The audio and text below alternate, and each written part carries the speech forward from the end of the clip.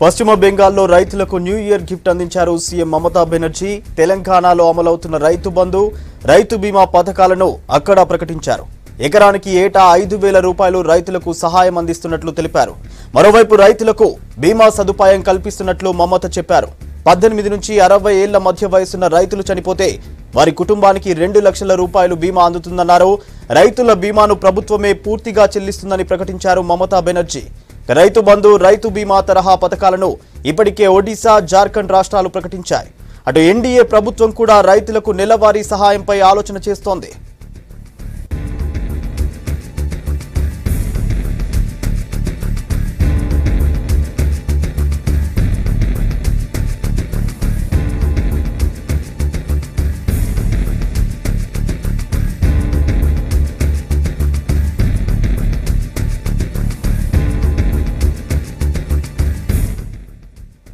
పశ్చిమ బెంగాల్లో రైతులకు న్యూ ఇయర్ గిఫ్ట్ అందించారు సీఎం మమతా బెనర్జీ.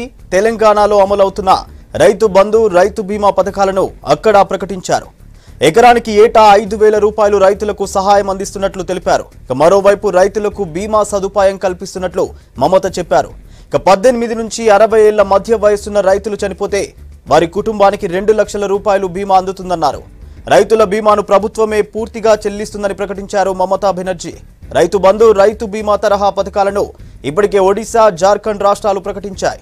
అటు ఎన్డీఏ ప్రభుత్వం కూడా రైతులకు నెలవారీ సహాయంపై ఆలోచన చేస్తోంది.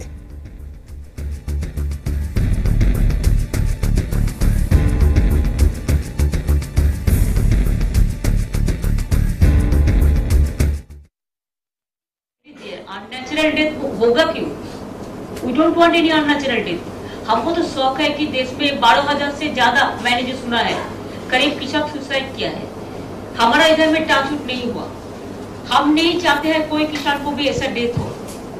अननेचुरल डेथ में तो ऐसे देखिए एक्सीडेंटल केस को भी हम मदद करते हैं, कोई डिजास्टर होता है इसको भी हम मदद करते हैं, गवर्नमेंट का स्कीम है. लेकिन इसमें अननेचुरल नेचुरल का बात हम हर तरह देगा, हर आदमी के कोई भी किसी तरह डेथ को लिए हम देंगे. Their own freedom to do is there, and that is a fact because of demonetization and because of the GST. The unorganized sectors, the farmers, the small scale industries, the workers, they faced a lot. It's an acute crisis and country is facing a lot for that. That we have to appreciate. But in my state it's okay. It's agricultural land is available and whatever is available, we don't waste our agricultural land. We give protection for farmers. These are moral duties. So I'm happy that if my farmers are happy, we are happy. And 3 times increase their income also, that I'm too happy. They are getting full free treatment. They are getting 2 rupees kgs, that rice also. They are getting in everywhere, especially the Konyasri, Sikhasri, the free cycle, so many things. So it includes them also.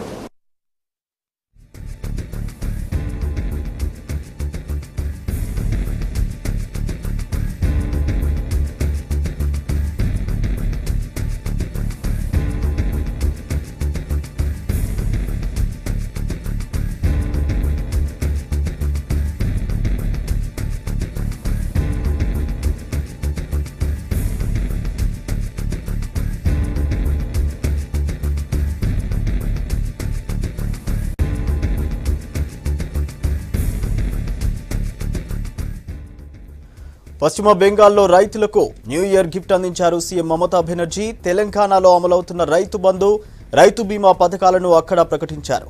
ఎకరానికి ఏటా 5,000 రూపాయలు రైతులకు సహాయం అందిస్తున్నట్లు తెలిపారు. మరోవైపు రైతులకు బీమా సదుపాయం కల్పిస్తున్నట్లు మమత చెప్పారు.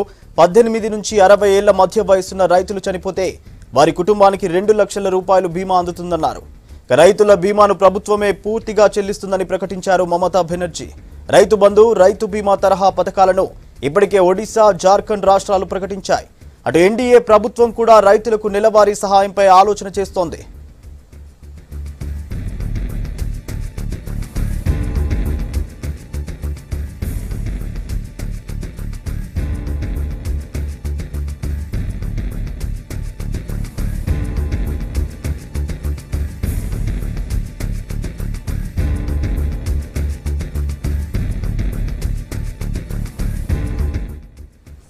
రైట్ గా దీనిపై మరిన్ని వివరాలు భరత్ అడిగి తెలుసుకుందాం. భరత్, మమత 2 కొత్త పథకాల ప్రకటనను ఎలా చూడవచ్చు?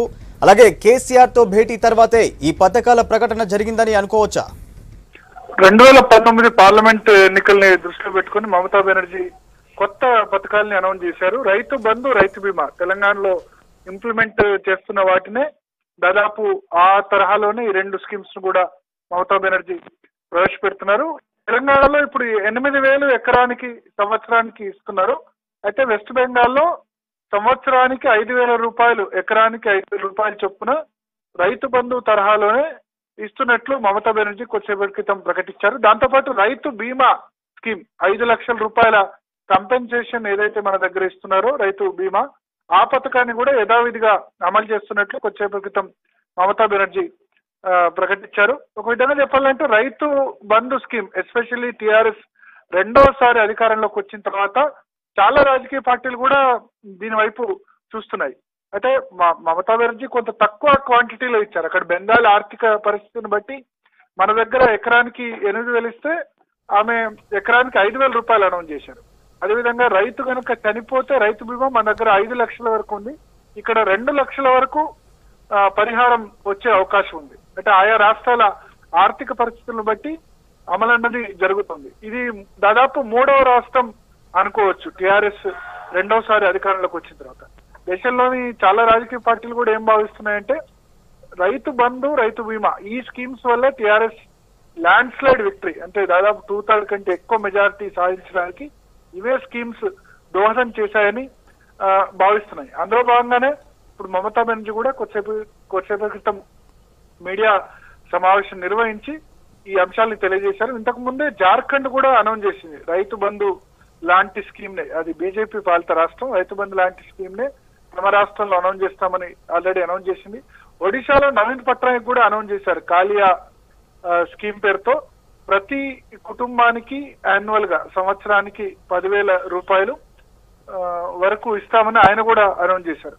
సో ఒక రాష్ట్రం తర్వాత ఇంకో రాష్ట్రం రైతు బంధు, రైతు బీమా ను ఆదర్శంగా తీసుకుని వెళ్తున్నాయి. కేంద్ర ప్రభుత్వానికి కూడా ఈ ఆలోచన ఉన్నట్లుగా వార్తలు వస్తున్నాయి.